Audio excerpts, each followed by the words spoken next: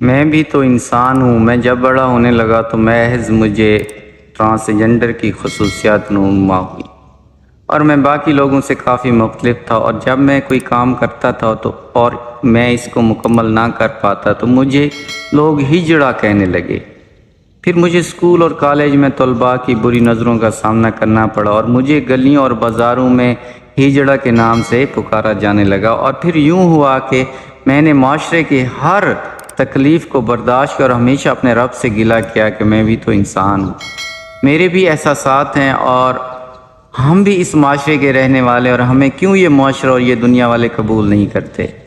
پھر اس ظالم معاشرے اور لوگوں کے بیہودہ الفاظ نے مجھے سچ میں ٹرانسجنڈر بنا دیا، اور مجھے ہمیشہ کے لیے ایسے کام میں مبتلا ہونا پڑا جہاں آپ کو ہر قسم کی تکالیف اور ہر قسم کی سوچ سے لڑنا پڑتا ہے اور ہر برے رویے کو چپ چاپ سہنا پڑتا ہے۔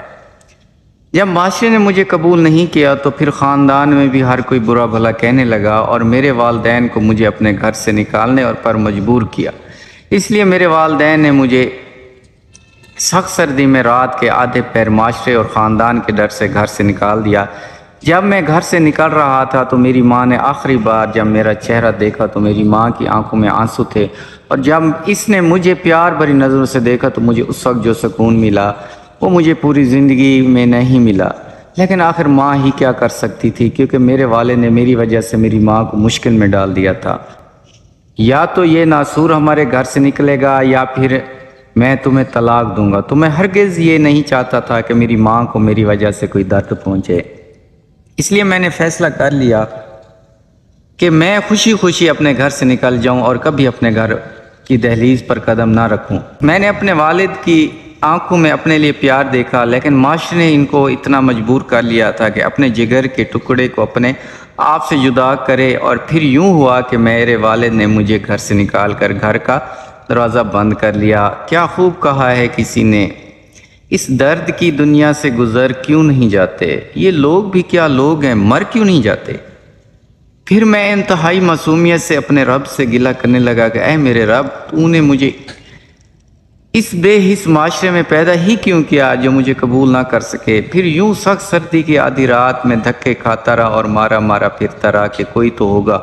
جو مجھے پناہ دے گا، لیکن دنیا ظالم ہے، یہاں کوئی کسی کا نہیں۔ اور پھر یوں ہوا کہ میں نے ٹرانسجنڈر کمیونٹی میں شامل ہوا۔ میں نے بہت کوشش کی کہ مجھے پناہ ملے، لیکن اس بے حس دنیا نے مجھے ٹرانسجنڈر کی رنگ و روم کو اپنانے پر مجبور کیا۔ میں نے پہلے دن بھی اپنی ماں کو بہت یاد کیا، لیکن یادیں ہمیشہ رلاتی ہیں، اور میری ماں کا صبح سویرے مجھے اٹھانا، مجھے پیار بھری نظروں سے پڑھنے کے لیے بھیجنا کہ میں پڑھ لکھ کر معاشرے میں ایک مقام حاصل کر سکوں، لیکن مجھے کیا معلوم تھا یہ معاشرہ مجھے جینے نہیں دے گا۔ پھر اس معاشرے نے ایک جیتے جاگتے انسان کو ایک ایسے کام میں مبتلا کیا جس سے واپس آنا ناممکن ہے۔ پھر جب میں ٹرانسجنڈر کمیونٹی میں شامل ہوا تب اس ظالم دنیا نے بہت رسوا کیا، اور پھر میں نے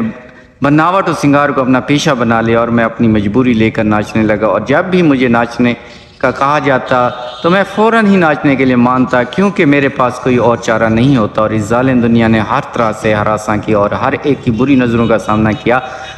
اگر یہ معاشرہ میرے ناچنے پر مجھ پہ پیسے نچھاور کرتے ہیں، لیکن اگر یہ عزت سے پیسے دے کر اپنے ٹھکانے بغیر کسی تکلیف کے بھیجتے تو کافی اچھا ہوتا، لیکن یہ ظالم دنیا کے لوگ کبھی ایسا نہیں کر سکتے۔ میں نے ہر ایک ظلم کو برداشت کیا اور ہر ایک ظالم کو اللہ کے حوالے کر دیتا اور دعا کرتا کہ یا اللہ، آپ ہی ان ظالموں سے میرے حق کے بارے میں پوچھ سکتے ہیں۔ اس طرح پھر میں نے قلم اٹھایا اور معاشرے کو یہ بتانے کی کوشش کی کہ معاشرے کے لوگوں، کسی انسان کو اس طرح مجبور نہ کرو کہ وہ اس بیہودہ کاموں میں پڑ جائے، اور معاشرے کو بتایا کہ آپ لوگوں نے مجھے قبول نہیں کیا اور مجھے ہر طرح سے ذلیل کیا، اور میرے والدین کو مجھے گھر سے نکالنے پر مجبور کیا۔ کبھی تو اتنا سوچیں کہ آپ کی ہر طرح کی باتوں سے ایک انسان کس قرب سے گزرے گا۔ میں کبھی کبھار قلم اٹھا کر اپنی ماں کے بارے میں لکھتا ہوں کہ اتنی کم عمری میں ممتا کی محبت اور پیار سے اس معاشرے نے مجھے جدا کیا۔ مجھے آج بھی ماں کی بہت یاد آتی ہے،